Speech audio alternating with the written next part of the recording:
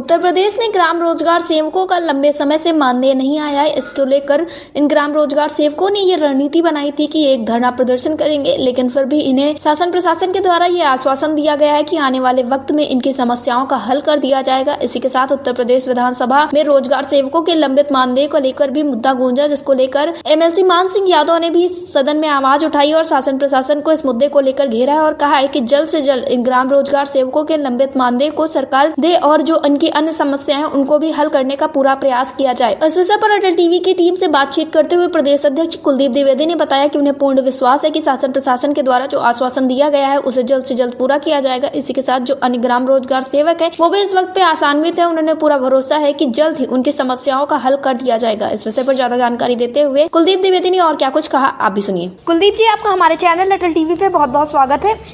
बहुत बहुत धन्यवाद आपका।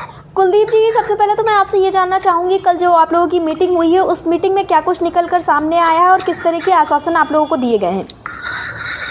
कल हमारी मीटिंग विशेष सचिव अमरदीप दुल्लू जी से हुई। उन्होंने पूरा आश्वस्त किया और उन्हीं के द्वारा एक हम लोगों को अवैध घोषित किया गया था कि आपका संगठन अवैध है जी। उसको उन्होंने माना कि आपका संगठन वैध है जी। और उसके बाद में बहुत ही विस्तार रूप से चर्चा हुई, बहुत ही मतलब गंभीर मुद्दों पे वो चर्चा हुई। उक्त बातें उनके द्वारा ये भी कहा गया कि अन्य प्रदेश से जो जहाँ की शासनादेश है उन सब शासनादेश को हमने उन लोगों को अवगत कराया जी। और जल्द ही हम लोगों की बात उच्च लेवल पे भी होने वाली है जी।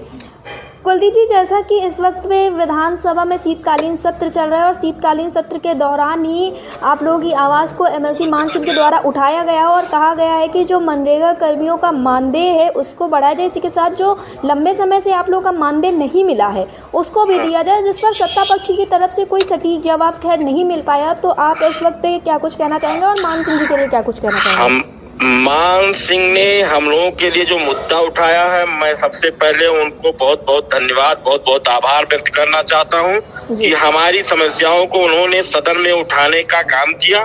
दूसरी बात यह है कि जिस तरह से उत्तर प्रदेश में आए दिन ग्राम रोजगार सेवक काल के घाट में जा रहा है, कोई ना कोई रोजगार सेवक प्रतिदिन मरता जा रहा है। इस तरह से अगर समस्याओं का जल्द हल नहीं हुआ तो आए दिन ये समस्याएं बनती ही रहेंगी जी। कुलदीप जी, आप लोगों को कितने वक्त का समय दिया गया, कब तक के लिए कहा गया है कि आप लोगों की समस्याओं को हल कर दिया जाएगा? उनके द्वारा आश्वासन दिया गया है, क्योंकि इस समय विधानसभा सत्र चल रहा है। विधानसभा सत्र में सभी अधिकारी व्यस्त हैं, सभी नेता व्यस्त हैं, इसलिए उनके द्वारा ये कहा गया है कि जल्द ही हम आपकी सबकी वार्ता कराएंगे। सबसे ज्यादा आभार माननीय राज्य मंत्री, कैबिनेट मंत्री, हम लोग राज्य मंत्री विजय लक्ष्मी गौतम जी से मिले।